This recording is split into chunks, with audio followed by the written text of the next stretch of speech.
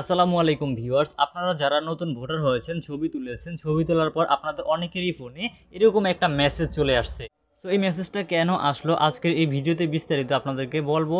So আপনারা অনেকেই কিন্তু এই মেসেজটা নিয়ে টেনশনে আছেন। সো আজকের এই ভিডিওটা দেখলে আপনাদের সকল টেনশন কনফিউশন দূর হয়ে যাবে। সো ভিডিওটা অবশ্যই মনোযোগ সহকারে দেখবেন। প্রথমে আপনাদেরকে পড়ে শোনাই এই মেসেজে কি বলা হয়েছে। সো এই মেসেজটিতে তারা লিখে দিচ্ছে আপনার আবেদনের NID FN, তারপর আপনার NID নাম্বারের যে ফর্ম নাম্বার আছে সেটা।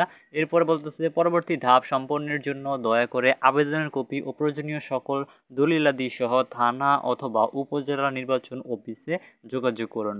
ইসি বাংলাদেশ, অর্থাৎ বাংলাদেশ নির্বাচন কমিশন থেকে মেসেজটা পাঠানো হয়েছে সেটা এখানে বলতেছে। তো এরপর আরও একটি মেসেজ কিন্তু পাঠানো হয়েছে। সেই মেসেজে বলা হচ্ছে আপনার এলাকায় ভোটার তালিকা হালনাগাদ কার্যক্রম 2025 তথ্য সংগ্রহ শেষ। ভোটার না হয়ে থাকলে আবেদনকৃত ফর্মটি নিয়ে আপনার এলাকার তথ্য সংগ্রহকারীর নিকট 5/3/2025 মধ্যে জমা প্রদান করার জন্য অনুরোধ করা হলো। এই মেসেজটা আসা মানে হচ্ছে আপনি যেহেতু ছবি তুলেছেন, ছবি তোলার পরে আপনাদের এই অটোমেটিক্যালি তাদের সার্ভার থেকে এই মেসেজটা চলে আসে, যাতে আপনার যদি কোনো কাগজপত্র কোনো কমতি থাকে সেই ক্ষেত্রে আপনি সেই কাগজপত্রগুলো সহকারে আবার সেই উপজেলা নির্বাচন কমিশন অফিসে গিয়ে জমা দিয়ে আসতে পারেন।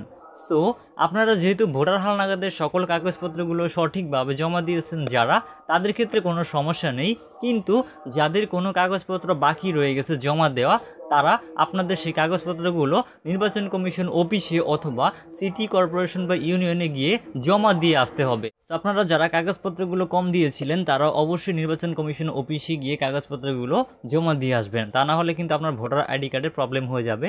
সো খুব দ্রুত আপনারা যারা কাগজপত্র জমা দিয়েছেন, আপনার যদি সন্দেহ থেকে থাকে যে এই কাগজটা আমি দেই নেই, সেক্ষেত্রে নিয়ে খুব জলদি জমা দিয়ে আসবেন। আর যাদের সকল কাগজপত্রগুলো ঠিকভাবে জমা দেওয়া হয়েছে তাদের ক্ষেত্রে কিন্তু আর জমা দেওয়ার প্রয়োজন নেই।